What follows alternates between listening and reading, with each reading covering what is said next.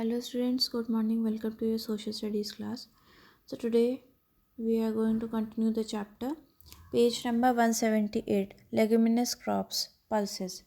So what is the meaning of leguminous? Plants that produce beans, peas, etc.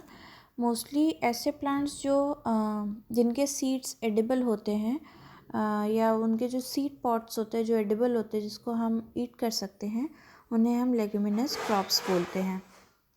India is the largest producer of consumer of pulses in the world. Pulses are important source of protein and mineral. Major pulses that are grown in India are tur, urad, moong, masoor, peas and gram. And the major pulses producing states are Madhya Pradesh, Uttar Pradesh, Rajasthan, Maharashtra and Karnataka. Next is food crops other than grains. कुछ ऐसे food crops भी होते हैं grains के अलावा like sugar cane, oil seeds,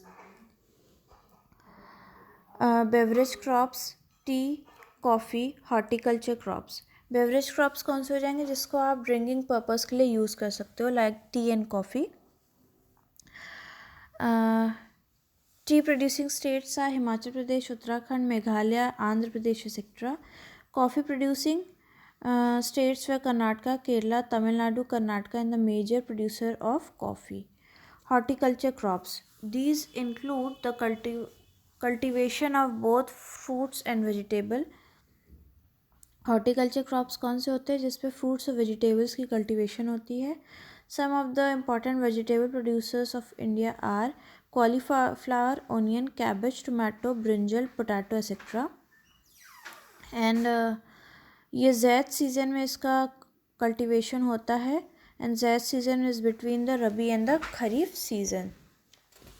next is India is a producer of tropical as well temperate fruits. India में tropical के अलावा टेम्परेट फ्रूट्स भी मिलते हैं. इन द बॉक्स आप देखोगे कि कुछ फ्रूट्स नेम है and the states are also mention. Next is rubber. Rubber is mainly an equatorial crop, but under special conditions it can be grown in tropical and subtropical areas.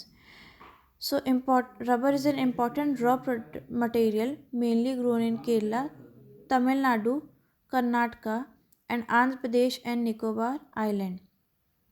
Rubber हमें सबसे ज़्यादा production कहाँ पे होता है? तमिलनाडु में, कर्नाटका में, आंध्र प्रदेश में, अंडमान एंड निकोबार में. Fibre crops were cotton, jute, hemp, silk, natural silk are the four major crops grown in India.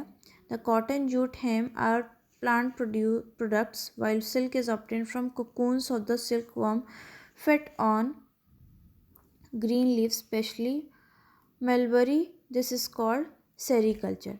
So silk की जो कल्टीवेशन होती है उसे हम क्या बोलते हैं? सेरीकल्चर. कॉटन सबसे इम्पॉर्टेंट रॉ मटेरियल है कॉटन टेक्सटाइल के लिए और ये खरीफ क्रॉप है. Major producing states were Maharashtra, Gujarat, Madhya Pradesh, Karnataka, Andhra Pradesh, Tamil Nadu, Punjab, Haryana and Uttar Pradesh. Jute को हम गोल्डन फाइबर भी बोलते हैं. Jute is known as golden fibre. It is very strong, high temperature and well drained fertile soils in floodplains are required for the crop. It is used for making gunny bags, mats, roofs, yarn, carpets etc. तो jute के बहुत सारे purposes भी होते हैं. Next is agricultural reforms. So जैसे time to time changes आ रहे हैं वैसे एग्रीकल्चर फील्ड में भी टाइम टू टाइम चेंजेस हमें देखने को मिलते हैं. Sustained use of land without compatible techno-industrial changes have hindered the pace of agricultural development.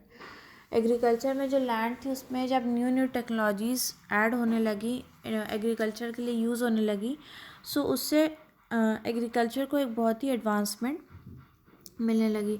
सो पहले के टाइम में जो ज़मींदारी सिस्टम था या पूरी फैमिली एक लार्ज पार्ट जो है डिपेंड होता था एक स्मॉल पीस ऑफ लैंड पे, या जो ज़मींदार थे उनके पास लैंड प्रपोर्शन ज़्यादा था और in comparison to small farmers, ये सारी चीज़ें धीरे धीरे ख़त्म होने लगी.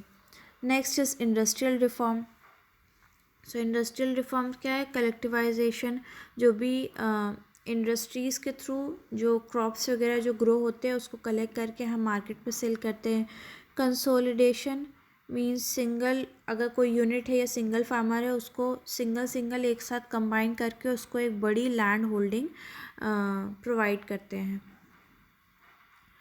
Then next is cooperation societies, abolition of zamindari etcetera.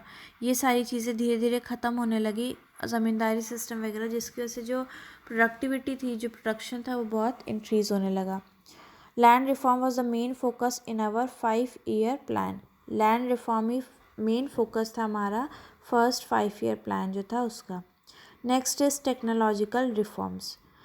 The laws of land reform were enacted, but their implementation was lacking somewhere. The government of India in 1960s to 70s introduced agricultural reform to improve Indian agriculture like Green and White Revolution. सो जैसे green revolution start हुआ, white revolution start हुआ, वैसे government का focus था कि agriculture field में भी एक रिफॉर्म आए जिससे हम फार्मर्स को और प्रोडक्शन, क्रॉप्स के प्रोडक्शन ज़्यादा से ज़्यादा इंक्रीज़ कर सके और फार्मर्स को भी इस पर बेनिफिट हो. Next is agriculture finance.